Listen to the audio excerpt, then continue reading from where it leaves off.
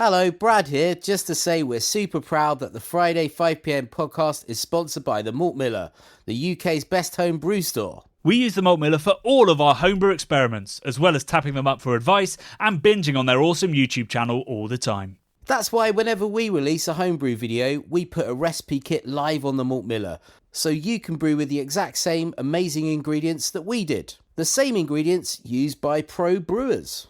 So alongside the Malt Miller's nitro-flushed hops, cold-stored yeast and milled-to-order malts, you can pick up recipe kits for our 5 Points Best Bitter, Russian River West Coast IPA, and now the fastest beer in the world, a hazy session IPA that goes from grain to glass in less than 48 hours. Sign up to their newsletter at tinyurl.com/Malt Miller to get 5% off your first order. With the Malt Miller's amazing customer service and Jonny's 48-hour recipe, you could order the ingredients on a Monday and be drinking the beer by the weekend. Speaking of which, it's Friday. It's 5pm. So enjoy this week's Friday 5pm podcast.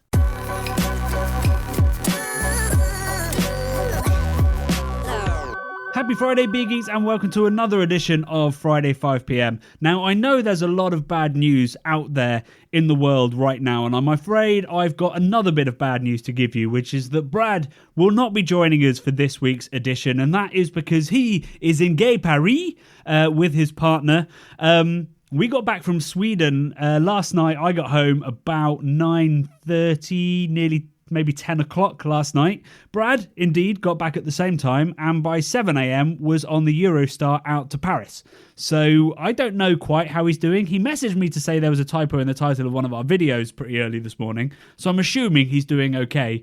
But basically, there's a very tired, probably slightly drunk, hairy beer geek wandering around Paris, wondering quite why he's there. So this is another solo episode. We did one... I don't know. A couple of months ago, we did another solo one when Brad was in Amsterdam, I believe. It's becoming increasingly clear that I go nowhere. Brad's always missing, and I'm always here in the Brudio on this beautifully windy, wet, and slightly leaky. There is actually a leak in the Brudio now, just a tiny one. Nothing that a little bit of silicone won't fix. So yeah, I'm always here, and actually I thought it would be a good opportunity to tackle some of the more nerdy, more involved, less cultural questions that have actually been coming in thick and fast now. We were always struggling for questions for the Friday 5pm podcast, but we now have quite the queue going. So I thought I could tackle some of those and also tell you a little bit about something that's been happening this week, independent of, the fact that it was a lowbrow video, which I'm not going to do the comments for this week. I'm going to let Brad obviously lead that as it's his video.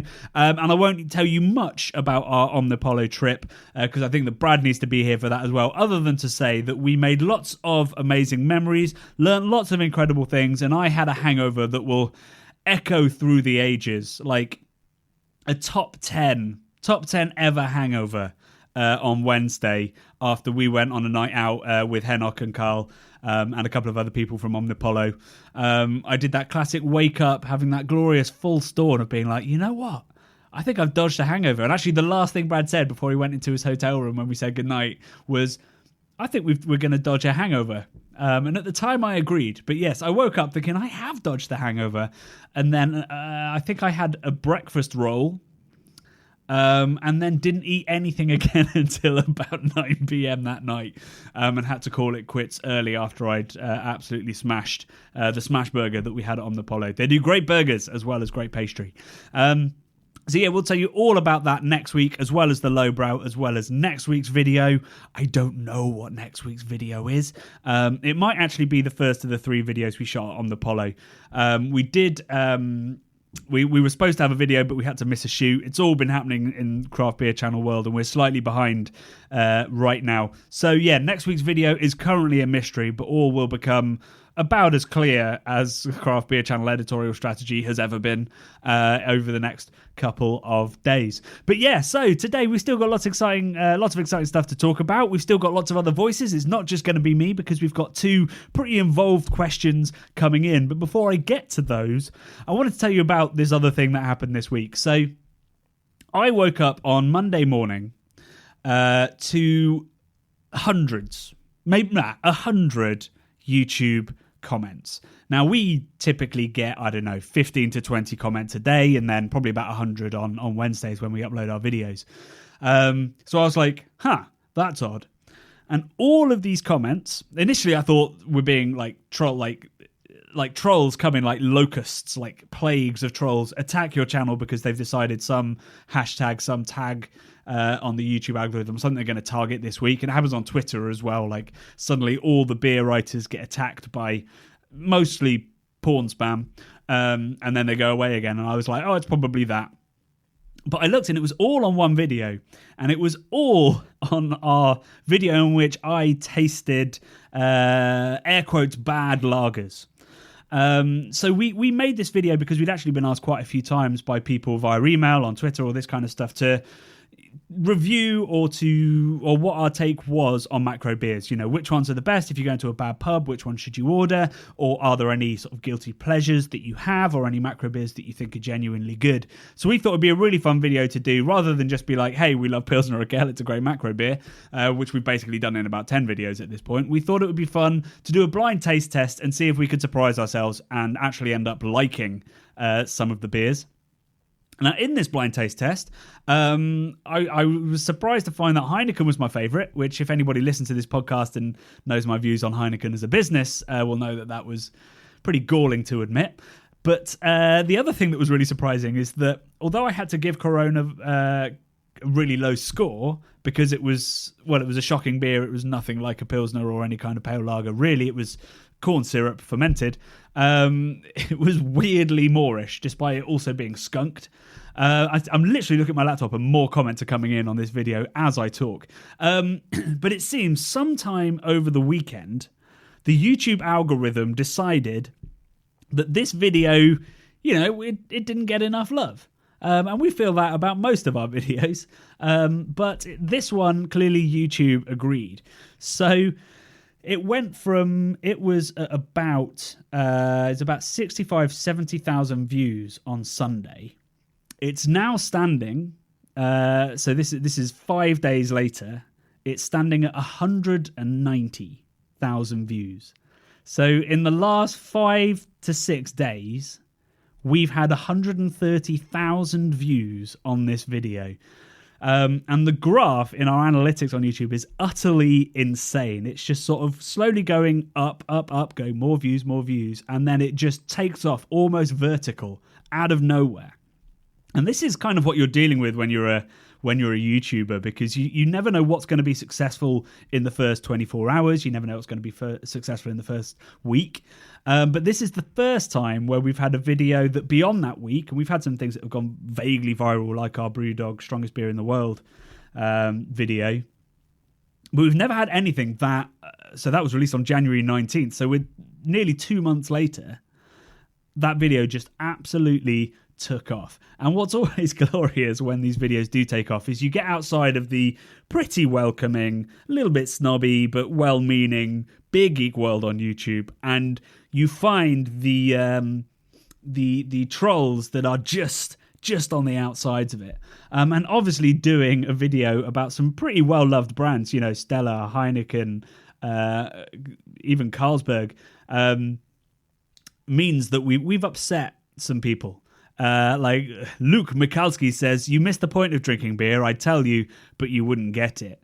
To which I would say, I would love to go drinking with you, Luke, because you'd see that I very much understand drinking. I just don't understand hangovers. We've had some pretty trolley things. Lots of people who have, I guess... It would be easy for me to say misunderstand the video. Clearly, the video's come across in the wrong way. We were really not trying to be snooty. We were trying to say we have been snooty and we're trying to fix that. We're trying to examine our biases and to look and see if we're wrong about these things. And in it, I literally say that Heineken and Stella are good beers, and still there's endless people saying that I'm a snob.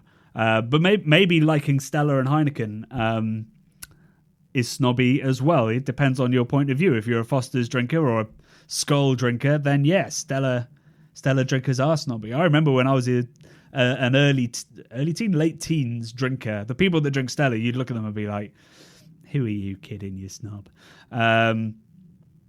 Anthony Phillips says, that's not tasting beer, that's drinking beer. he's missing the G's, so I'm doing it with him. The goal is to drink as much as possible.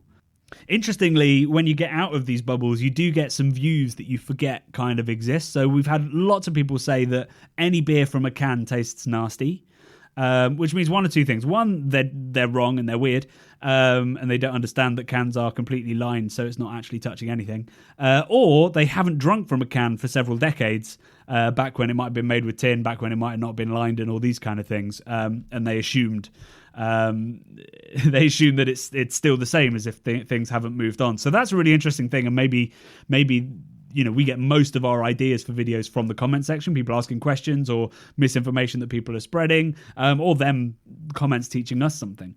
But maybe there's a video we need to do, perhaps if we can get hold of a beer that's in bottle and in can and maybe in keg and maybe in cask. So something like Thornbridge Jaipur would cover all of those bases. If we can get ones that are all the same, probably not the same brew day because they'd be brewed specifically for purpose, but so that we could somehow compare them and they'd be relatively similar freshness.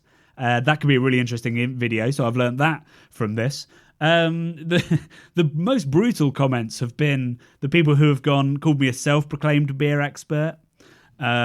People saying beer experts are just alcoholics. I guess some of us are. So that's always been fun to see. Thank you to everybody that has commented on this. I'm assuming none of these troll people are listening to this podcast right now, but I appreciate the criticism. God forbid I get too big for my boots as a niche YouTuber. The main interesting thing that has come out of this, though, is so many people recommending sort of macro lagers from their part of the world that I 100% haven't heard of. So we've mooted it a couple of times before, but we definitely are going to do like an American macro lager series, a blind taste test series. We'll also do maybe a Japanese one and try lots of those, an African one. Probably need to have several different regions of Africa and all the lagers that are made there, although I think most of them probably are made by Heineken.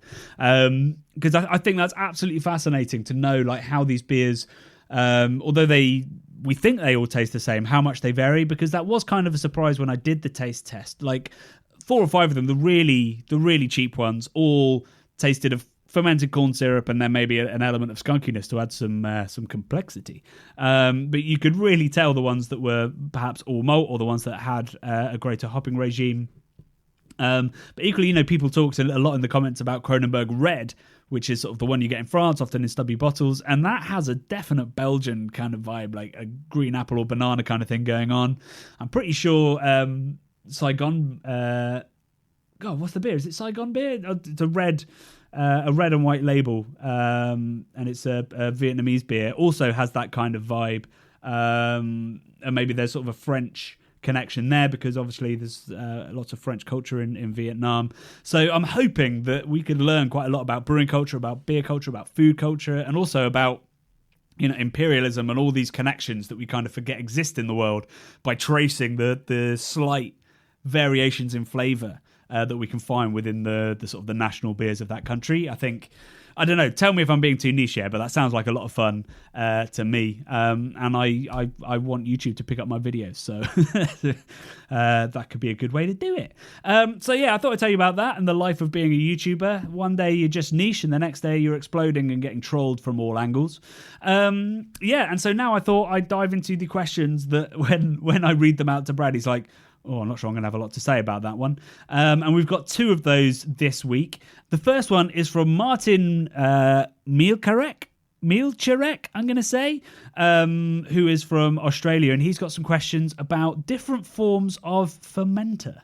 Hi Jonny, hi Brad, it's Martin from Perth in Western Australia. My question is really 3 questions, all about fermentation vessels. Why do lager breweries ferment in horizontal tanks? What is the reason or the benefit of this?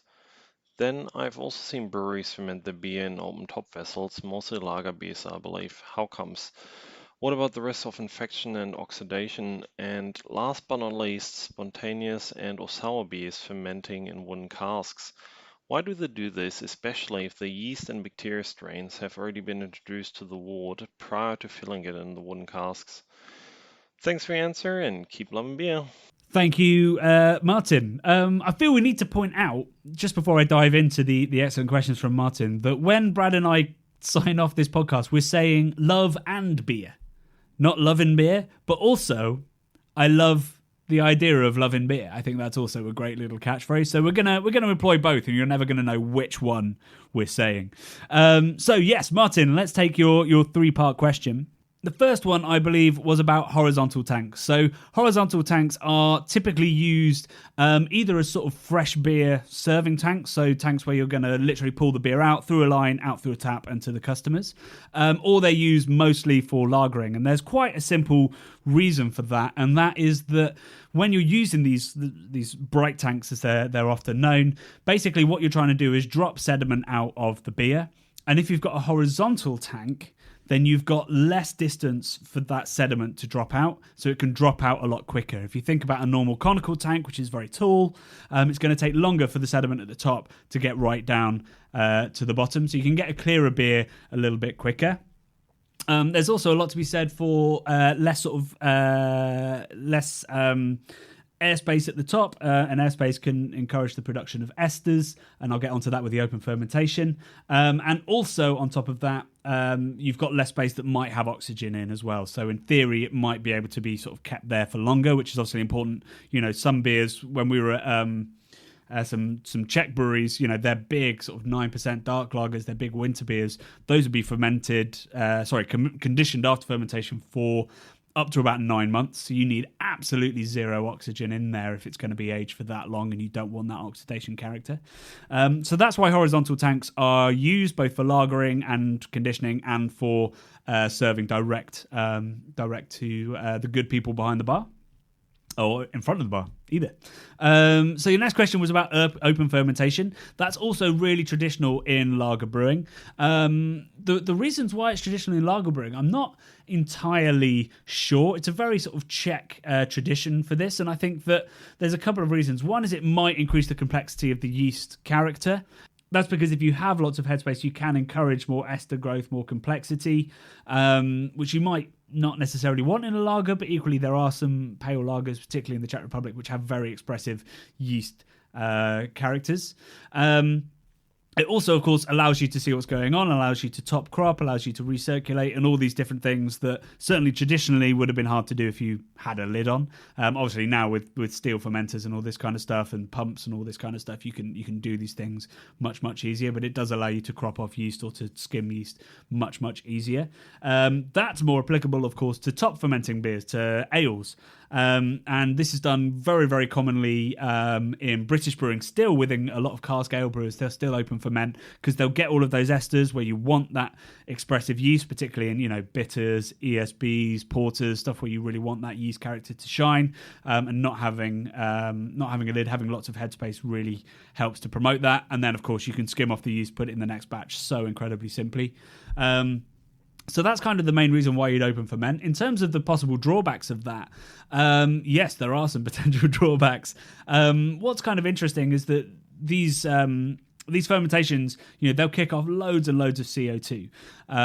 So that will protect the beer from any kind of oxidation, which is why I've always been a little bit, you know, with homebrewers when they're scared of taking the lid off. I'm like, if that's a healthy fermentation, there's going to be a ton of CO2 in there. I wouldn't worry too much about it. You know, I wouldn't just leave the lid off while it's fermenting. Certainly towards the end of fermentation, I'd be very careful. But at the start, yeast really needs oxygen.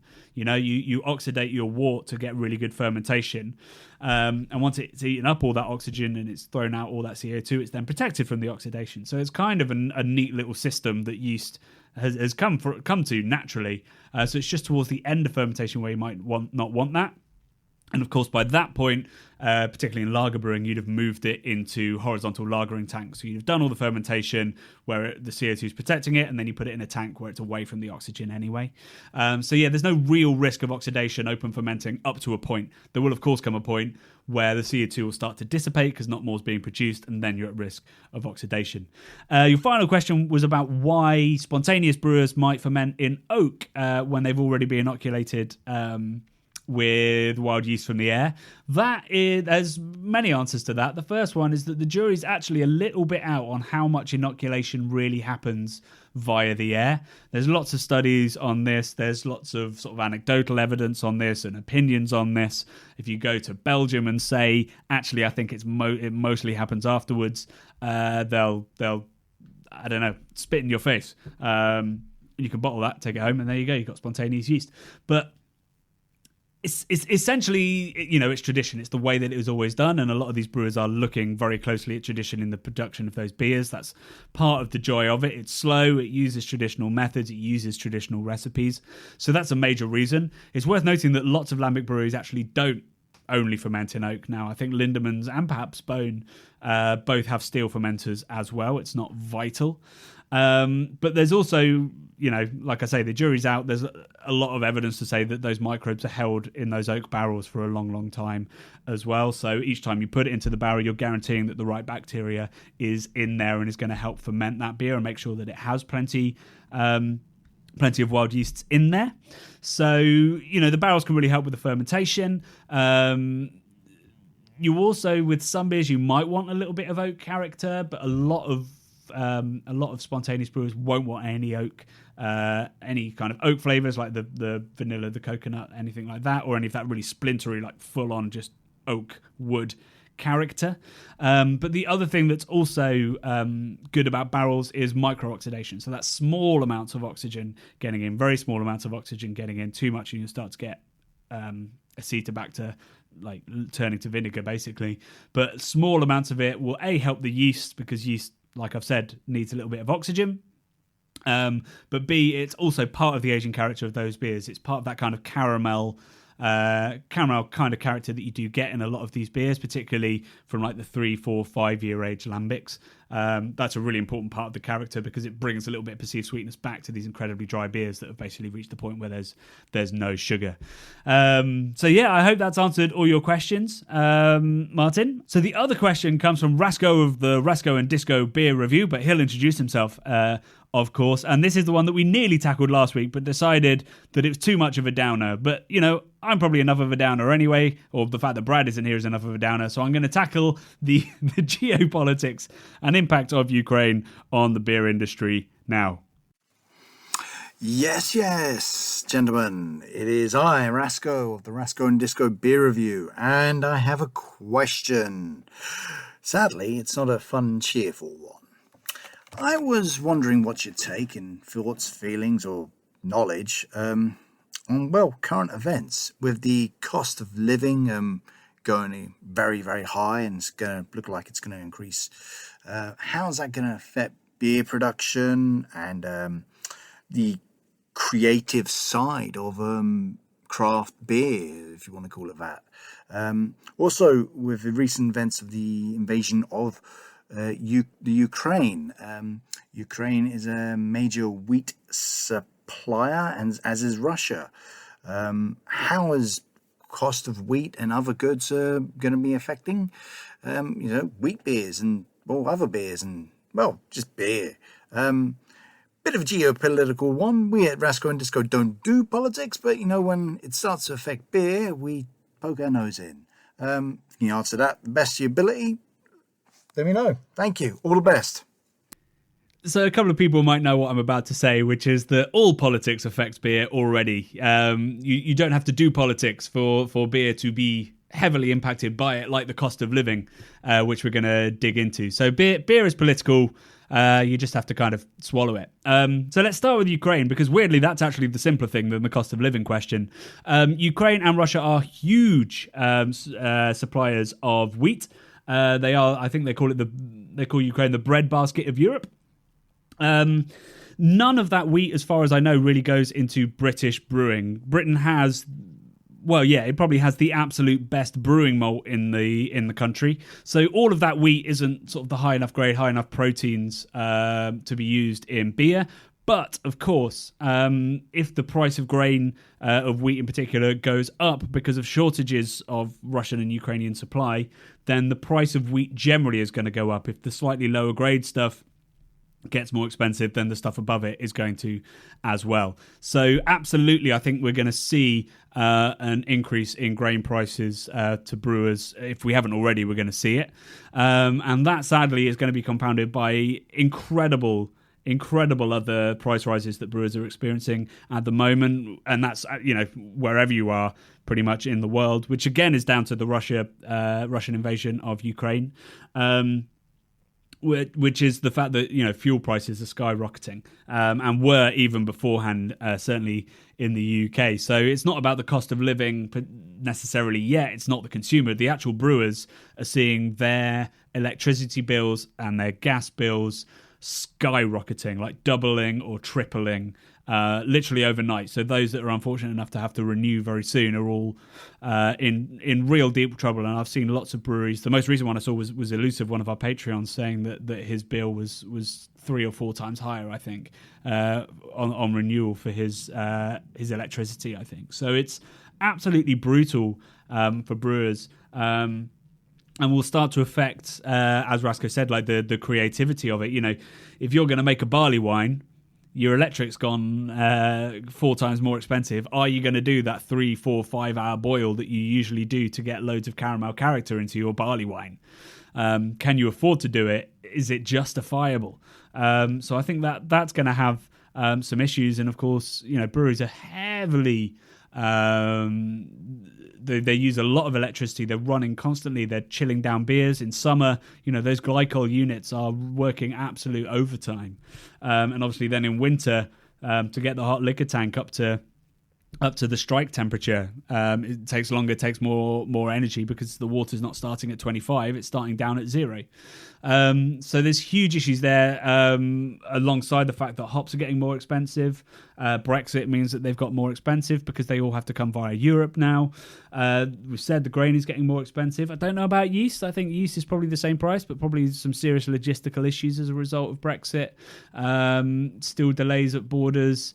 Still significantly more red tape to get things across borders, across to the UK. So yeah, brewers are under increasing price pressure as if they weren't already. And then we can add to that the fact that we might have a deposit return scheme being brought into the UK, which would be an absolute nightmare for web shops.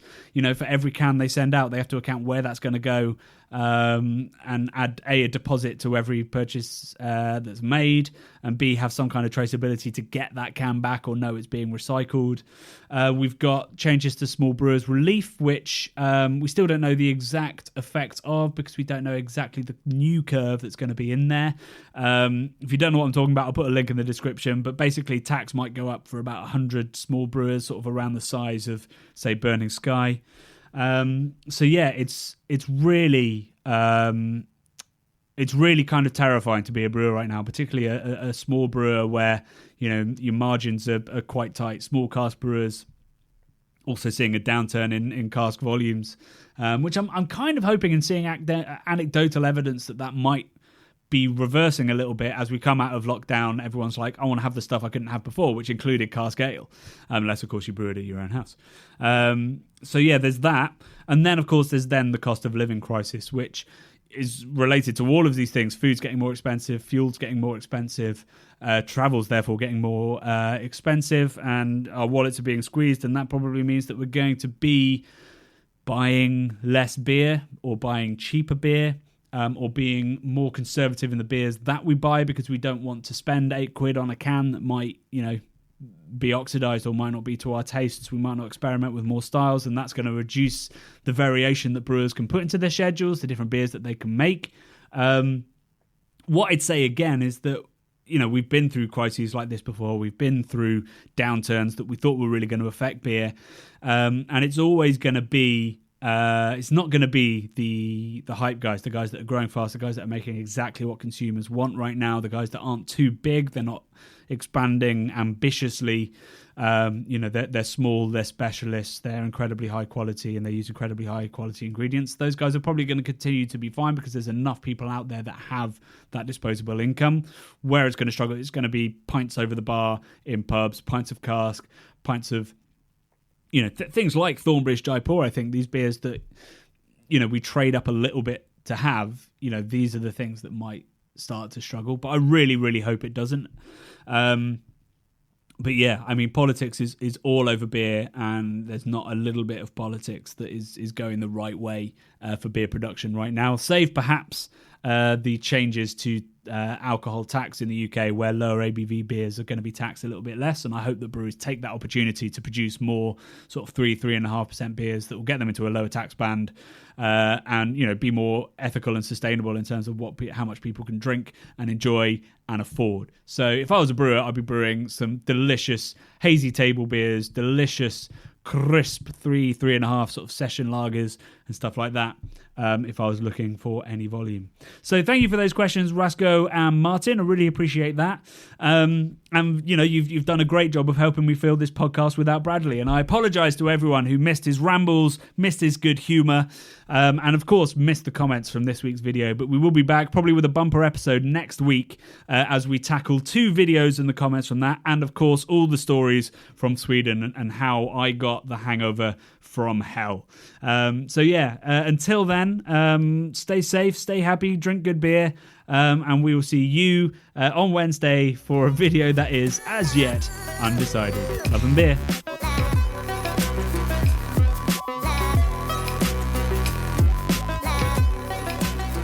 The Bubble and Friday 5pm podcasts are brought to you by the nerds behind YouTube's craft beer channel.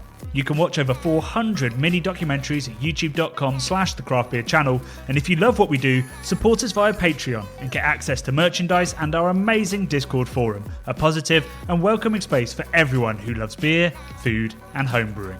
Love and beer.